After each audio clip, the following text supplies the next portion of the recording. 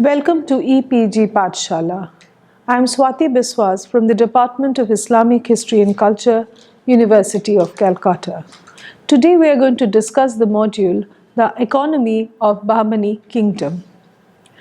In this module, we have to discuss the polity of the Bahmani Kingdom to see how it facilitated the economy, the overseas economy of South India during the period and the role of the Bahmani Kingdom in that trade, the role of the adjoining ports of the Peninsular India, and the agricultural pattern and role of agriculture in the political growth of this kingdom. Now let us start with the importance of polity in understanding the economy. Once Mohammed bin Tughlaq abandoned Daulatabad and decided to shift his capital back to Delhi. Daulatabad was then conquered by Zafar Khan in 1345. Zafar Khan is also known as Bahman Shah, who became the founder of an important dynasty which ruled Deccan for nearly 2 centuries. The new kingdom comprised initially the entire region of Deccan, but of course its space shrinked with the advent of the Vijayanagara Empire. To understand the economy, the political phases of the Bahmani kingdom is important to mention.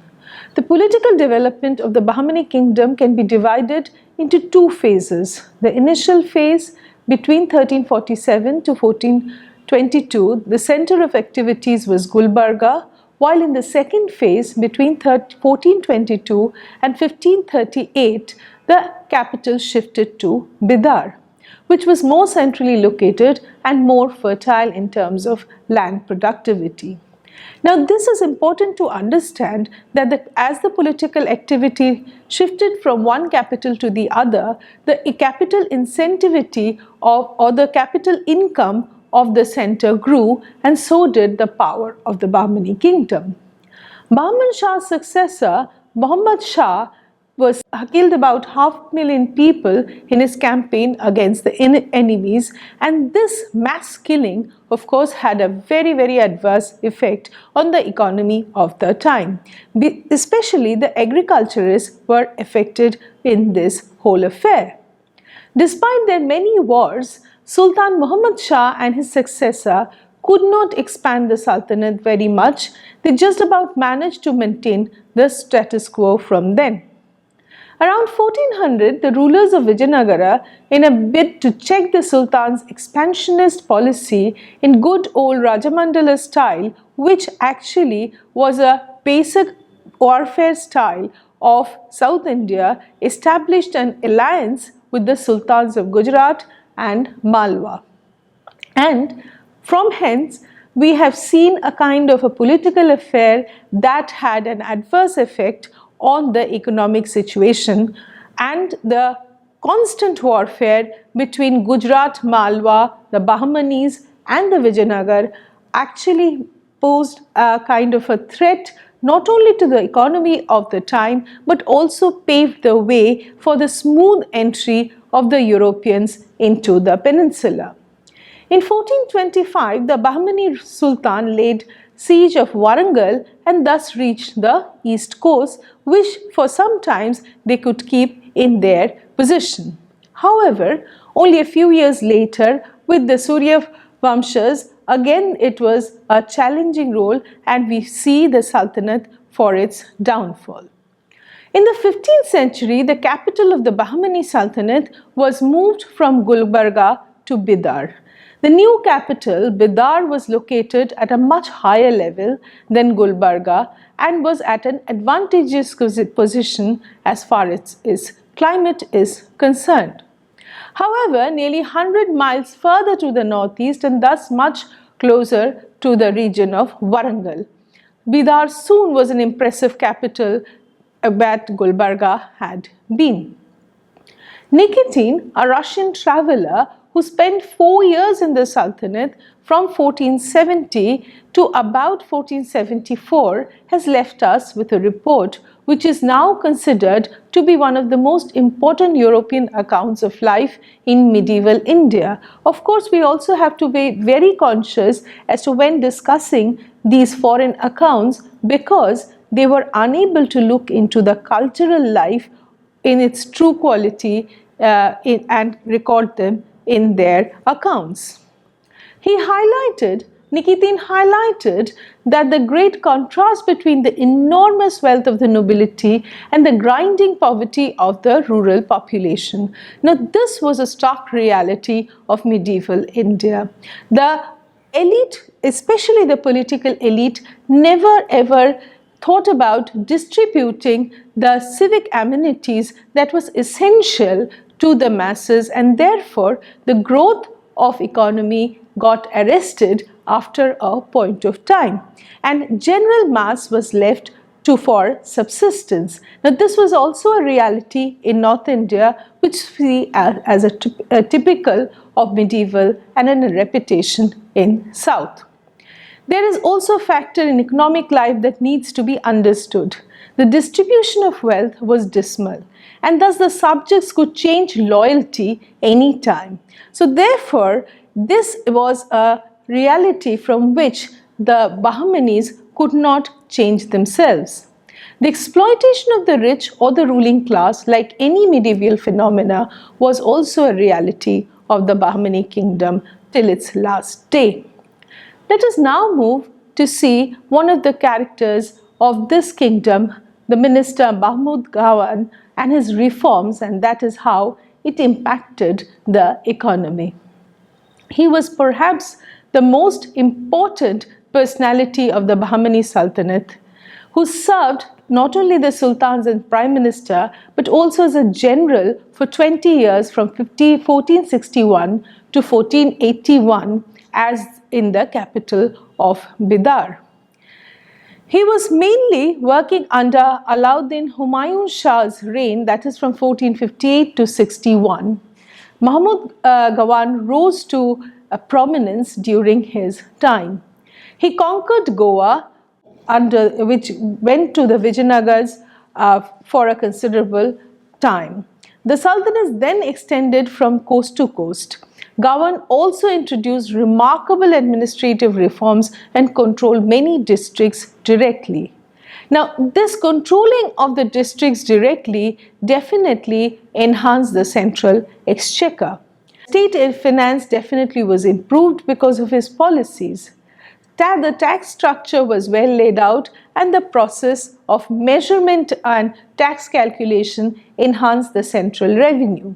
We have to understand that his method of tax collection or direct measurement of land was not very close to what we have seen in North under Alauddin Khalji. We have to remember that Mahmud Gawan's measurement policies were much more scientific compared to the North, but of course less discussed in Indian history. All this ended with his execution on false charges of court intrigue. With his death, the heydays of the Bahmani kingdom was numbered. The reforms of Mahmud Gawan were aimed at curbing the power of the Tarafdars or the middle order controllers of land. They were in charge of the military administration of the provinces and entrusted with the task of mobilizing troops and appointing able commanders under the direct scrutiny of the central government. But of course, we have to understand that this was also the way how the Tarafdars could unite against Mahmud Gawan. Tarafdars had a local kind of loyalty. So it is difficult for them, for the central power to control them. But of course, Mahmud Gawan, through his policy, especially the tax reform policy, was able to bring the Tarafdars under the direct control of the central administration and thereby started controlling the tax system directly. Now, this was also a relief to some extent technically to the taxpayers or the peasantry. In this task, they economically looted. The loot of the people somehow stopped. But of course, this was not for long. With the death of Mahmud Gawan, we see the Tarafdars again coming back to their position. Mahmud Gawan was also responsible for adapting revenue assignment on the basis of the measurement of land. The policy of accommodation and equilibrium is reflected in Mahmud Gawan's effort to induct equal number of old comers, that is the Abyssinians and the Dakhnis. The newcomers included Iranian, Sasanians, the Central Asian immigrants. Sarlashkars and the administrative heads was appointed from among both the groups, that is the Dakhnis and the Afakis. Now we have to understand that the Bahmani kingdom's problem lay there. The composite culture of the ruling elites could never develop.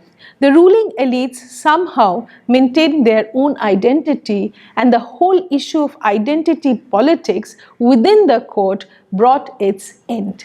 So, the Bahmani kingdom was unable somehow, or the ruling elites of Bahmani kingdom were failed to bring about certain cohesive culture among the ruling elites that their northern counterpart was able to do. Mahmud Gawan's excellence lay not only in the reforms, but he did not favor the nobility and tried to bring about a kind of a balance in the economic distribution of the wealth that the center had. After his death, the conflicts among the nobles actually reached a new height, and on the basis of this, we see the Bahmani kingdom coming to an end. The conflict now was purely based on the desire to seize power by whatever means came to their hand. The various factions at the Sultan's court started a struggle for power and ended with the dynasty itself. Indigenous Muslim courtiers and generals were ranged against the alien Arabs, the Turks, and the Persians. We have to understand that the eastern coast of the peninsula was open to all these new elements who came from the west, and they chose to become a part of this country. But of course, they also were ambitious enough to get into the political sphere, as they did in the Bahmani kingdom. But of course, the weakness of this political ambition was that they were not able to bring about any cohesive characters, as a result of which the economy suffered a lot. Mahmud Shah, the last sultan, could do little to save this once powerful but now staggering sultanate. Now let us look into the core factors of the economy.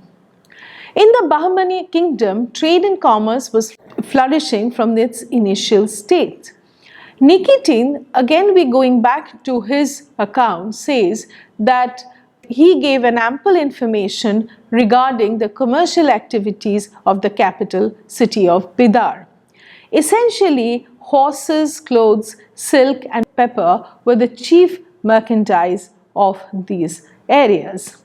Now, the spice trade, which has an ancient background, was basically controlled in South India by these two states, the Bahmanis and the Vijayanagara. We also have to understand that none of these empires had a direct link with the trade itself. Rather, they controlled those elements who were actually trading the spices. So that is, they controlled the local chiefs and also the traders.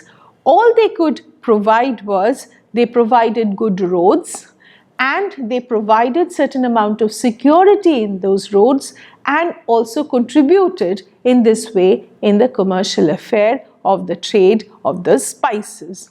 As far as horses are concerned, we have to understand that the eastern ports of the peninsula was important because the horses first landed in these ports.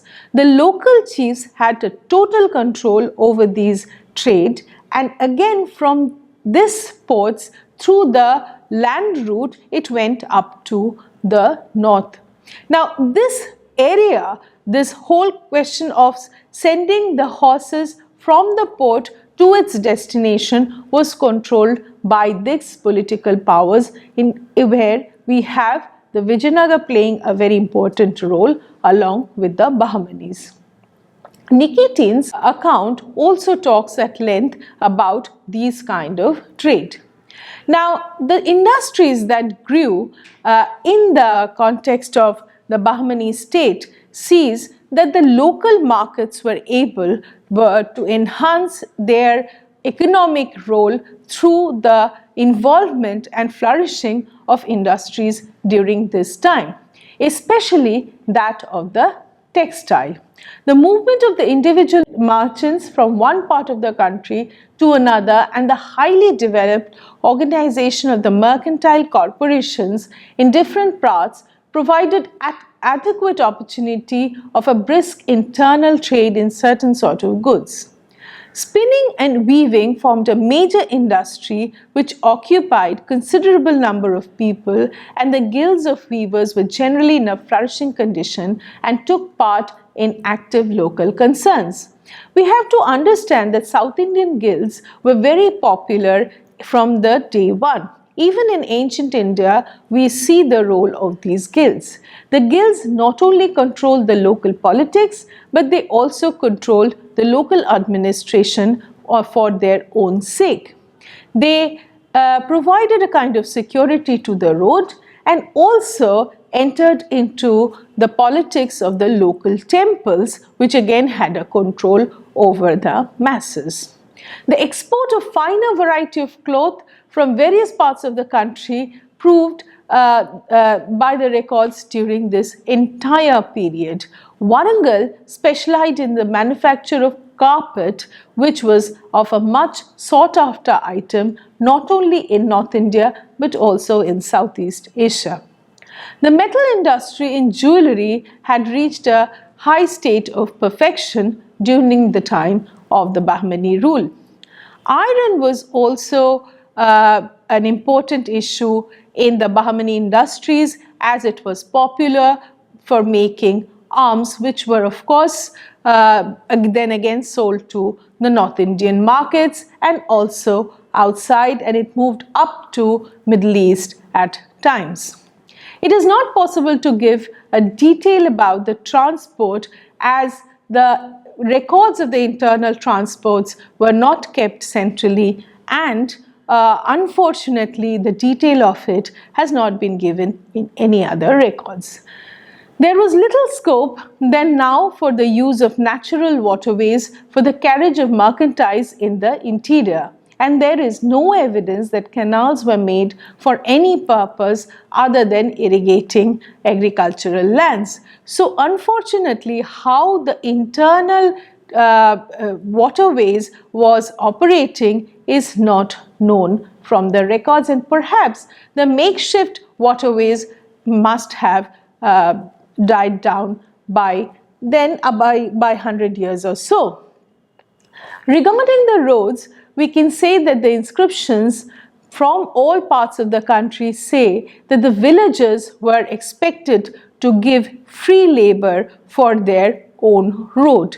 Now, this is an affair that we also see in the ancient inscriptions. So this was a common norm that the road building would receive certain amount of free labor from the villages.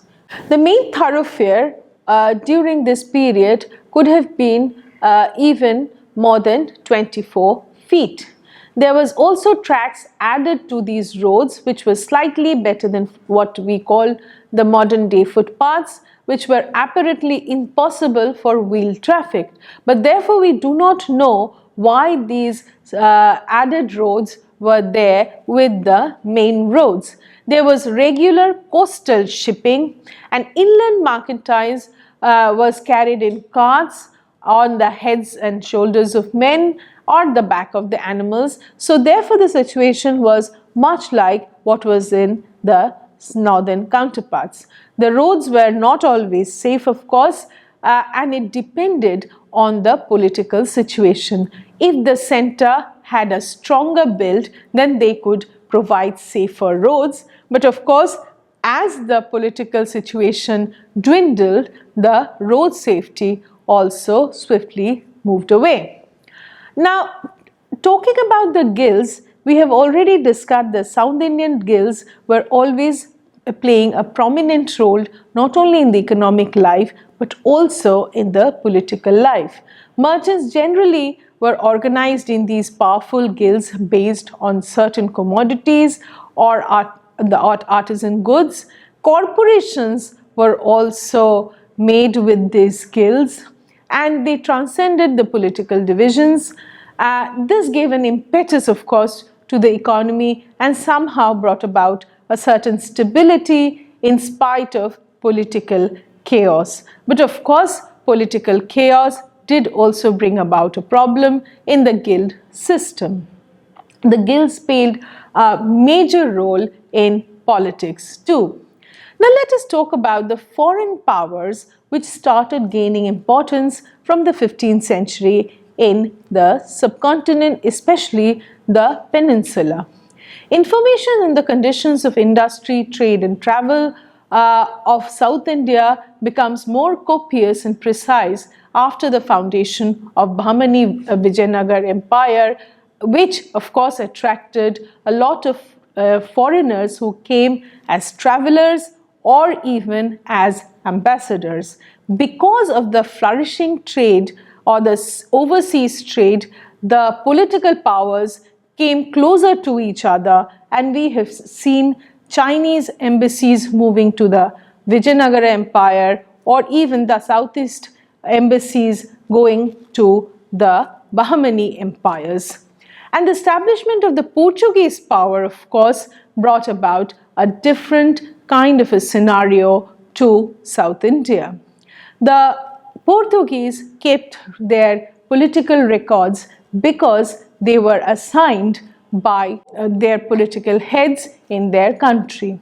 But of course, we also have to understand that they gave information, indigenous information, but they brought about a vicious kind of atmosphere in the waters of Indian Ocean, because they introduced violence from the very first day. Now let's move to the importance of the ports like Calicut. Calicut had regular contact with the economic activity of the Bahmani kingdom, as we've seen in the Vijayanagar Empire. The rulers, the Zamorins, were very active in their political relationship with both the big powers of South India. The port was never controlled directly for long by any of these two powers, but remained a key source of income as the merchants earned directly and the rulers indirectly.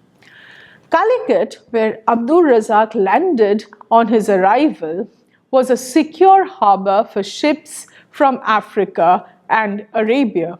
Considerable number of Muslims were permanent residents there and had built two mosques. So apart from Arabs, we have other groups of Muslims flocking to these ports. Security and justice was firmly established, as the Zamorins were able to keep a law and order situation very strong in the whole port city of Calicut. Officers of the customs house looked after the merchandise and levied a duty about 1/40th of the sales, which was very low compared to the northern counterpart. No charge was being made for unsold articles. This was also something very new. So the tax pattern was very congenial for the merchants and their merchandise, and automatically Calicut was able to bring in a lot of foreigners to their port with their merchandise. There was a flourishing trade of pepper with Mecca, and a straying vessel were not plundered in this port as elsewhere. So this security factor is also very important and therefore made it very popular. Of course, we also have to understand that the politics of black pepper also brought in the Europeans to the area or to these areas. There are more information which comes from foreign travelers, especially Barbosa, who found that trade in Calicut was very large, and on that account native of diverse lands like Persians, the Khorasanis, the Dakhanis, all came to this port city of Calicut. The Moors had governors of their own who ruled and punished them without interference from the king. So we can understand the economic situation flourished in Calicut because the politics was very well organized. So therefore, South Indian economy flourished in those places where politics was well established.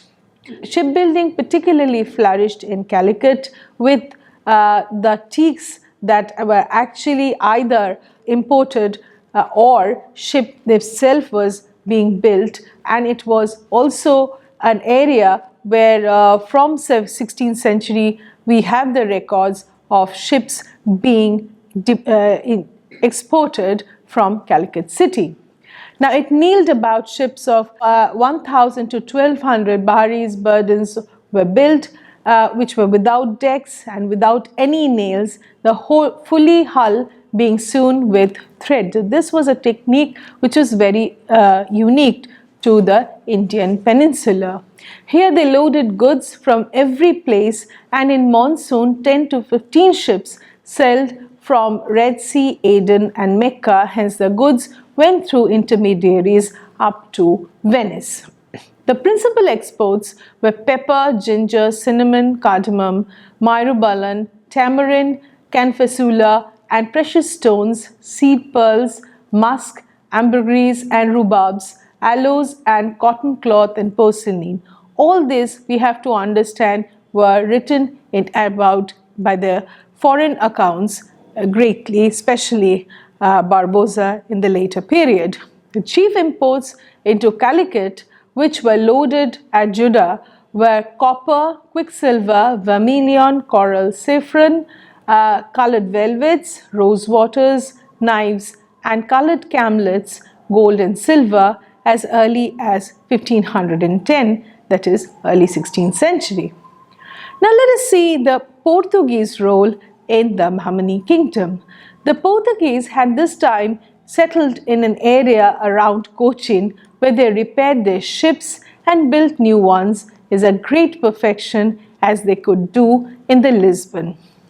The Italian Wertheimer noted that an immense quantity of cotton was produced near Cambay, so that every 40 or 50 vessels were laden with cotton silk to be carried to different countries, and most of these ships were being controlled by the Portuguese.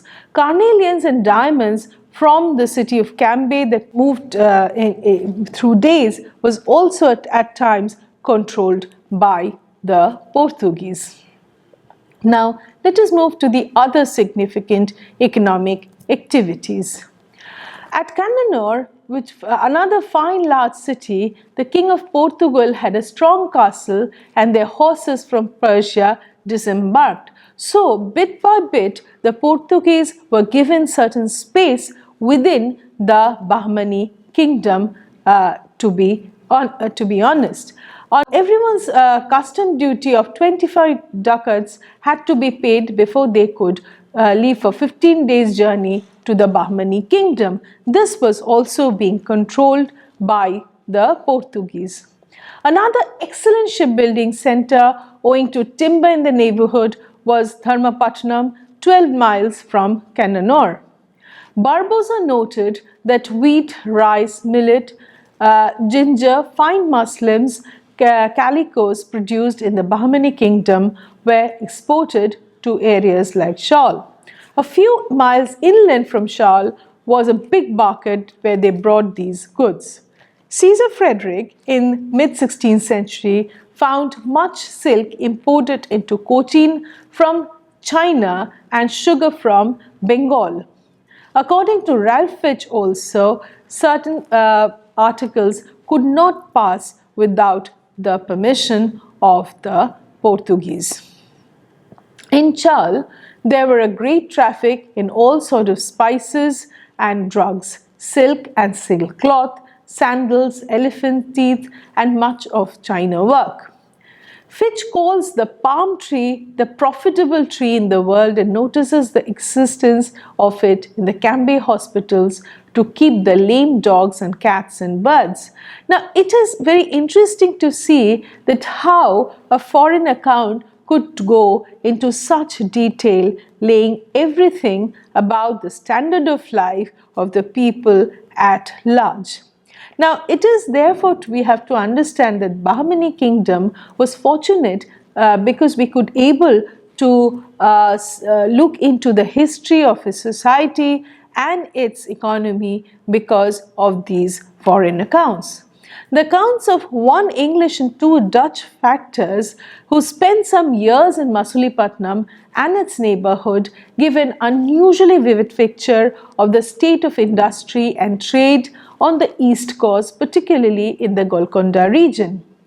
The country was mainly agriculture in the lowlands of staple crops were rice, millet and pulses, while the dye crops like indigo and shea roots were also produced for weaving industry.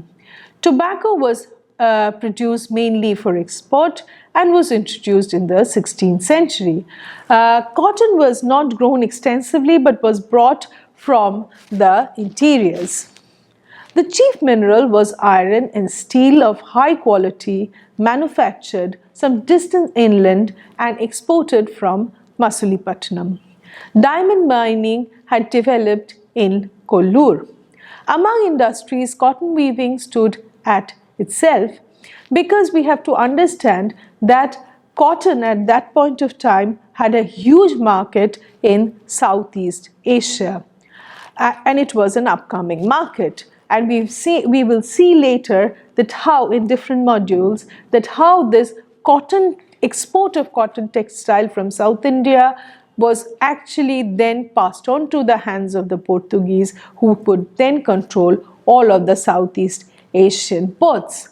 Among industries, cotton weaving stood therefore as first.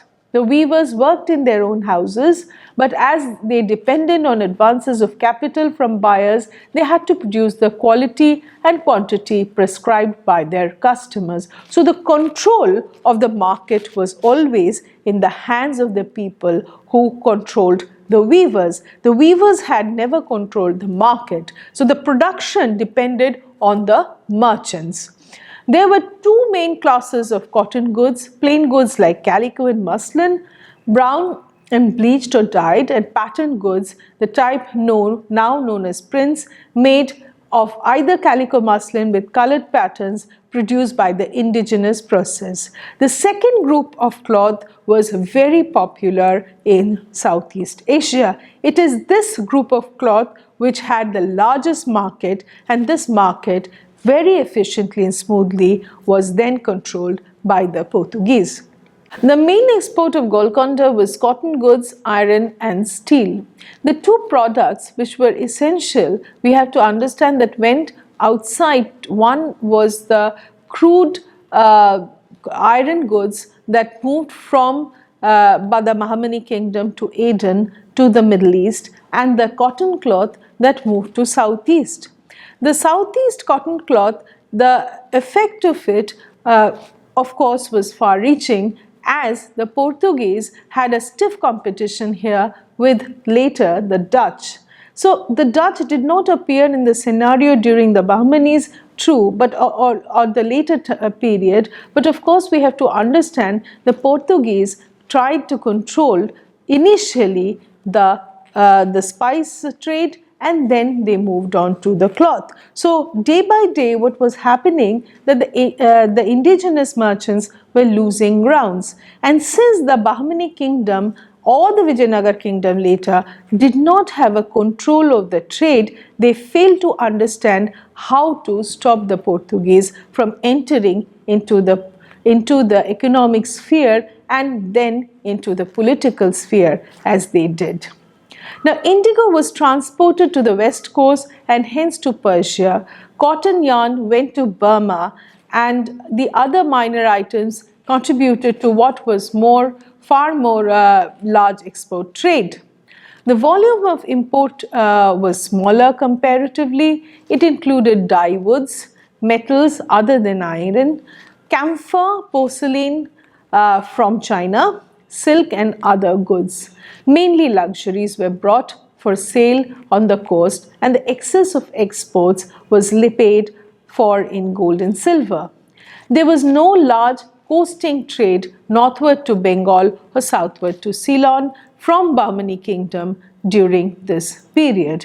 That was done from the areas of Calicut, and we will discuss that in some other module. Now let us look into the agricultural pattern of this period. Now agriculture flourishes with the not only the interest of the agriculturalists but also the larger economic policy of the rulers. As on date, we do not have any significant record which shows that the Bahmanis took interest in agriculture in an exceptional way. Mahmud Gavin, as we have discussed earlier, had certain interest in measurement and tax policies, but of course they never thought about giving a relief to the agriculturists. Moreover, the political squabble with the Gujarat, Malwa and the Vijayanagar, and especially the squabble over the Raichur Doab between the Bahmanis and the Vijayanagar definitely was at a disadvantageous position to the Bahmanis and did not flourish, did not somehow enhance the agriculture, and agriculture did not flourish in these areas. Much of the energy of the Bahmanis therefore was spent in the tussle with the Vijayanagar Empire after its establishment in controlling the Raichur Doab. This was the main bone of contention between the two political powers. Apart from trade and commerce, agriculture was also an important sector of the Bahmani economy, but was never a major economics factor because they were unable to rely on it, and it was very uncertain income for them. The vast majority of population definitely lived in the villages, and agriculture was their main occupation. Beside landowners, there were a fairly high, large class of landless laborers as agrarian proletariat who assisted in the operations and shared the proceeds of agriculture to some extent. Some of them were in a condition of serfdom, and all of them had less to do with the management of local affairs than the landowners. Regarding the landless laborers, we have to understand the strict caste system of South India, of course, did not allow them to have the adequate land they would need to start their agricultural affair. So generations after generation, they somehow assisted or worked in those lands which were owned by some other people. Now, the tax system, of course, depended on the production, and the system did not try to elevate these people socially. So the large group of landless laborers always remained landless in spite of any political interference or, for that matter, political change. The loyalty of the people definitely could not be ascertained, therefore, because they were not considered as political subjects of the rulers. Now, this is a reality of the caste-based system of India from time immemorial, and the Bahmani kingdoms could not have become an exception. The artisans had the shares from control of common land in the villages, which were of nature of the retainers. So the forest land, or perhaps certain areas, were there which commonly was used by the agriculturists, and the tax was somehow shared in a common basis. Now let us talk about the lands and the crops during this time. The distinction between garden land, both flower garden and orchards, in the neighborhood of capital cities, land under wet cultivation and that under dry cultivation and forest land, was carefully maintained for taxation and other purposes. Wetland being further divided into various categories according to their neutrality and fertility. Besides cultivating food grains, intensive flower and vegetable growing was for raising the commercial crops like cotton and sugarcane were also widely practiced. We have to understand that 15th century opened its door to new crops, especially tobacco. Cotton and sugarcane was already in the list, but of course it brought more exchequers and therefore encouraged by the rulers. But of course there was no policy to give them certain loans through which they could buy. But of course the local controllers of land showed certain interest because it fetched more money, and therefore the land for the cultivation of cotton and sugarcane along with tobacco increased in the Bahmani kingdom. The other cash crop which was an interest of the agriculturalists was of course indigo. Now the garden produce of Bahmani kingdom was very popular and also mentioned in some of the contemporary records, which include the betel leaves, areca nuts, ginger, turmeric, fresh flowers and fruits. And of course they brought about a big exchequer to the rulers.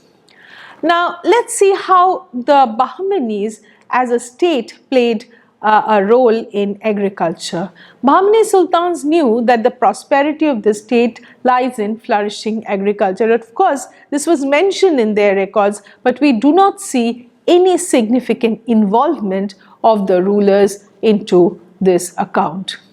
The practice of the forming of the revenue under the local officials existed in the Bahmani kingdom as in the other states of Deccan. S.K. Sinha writes that in the Deccan, during the regime of the Bahmanis, the rate of assessment was 1/6 of the total, which of course is about the general rate that we had in medieval period, which of course hovered from 1/6 to and 50% or half of the total. But of course it depended on the political scenario or the demand of the political class and had no fixed rate.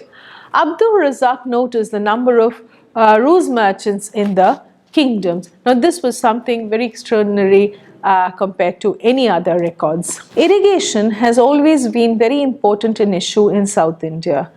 As the North Indian context, the river pattern is very different. Here, the rivers are not perennial and they are seasonal.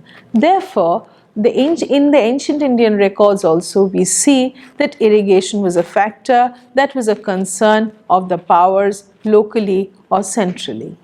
Now, Bahmani kingdom also in its record shows certain interest in the irrigation pattern.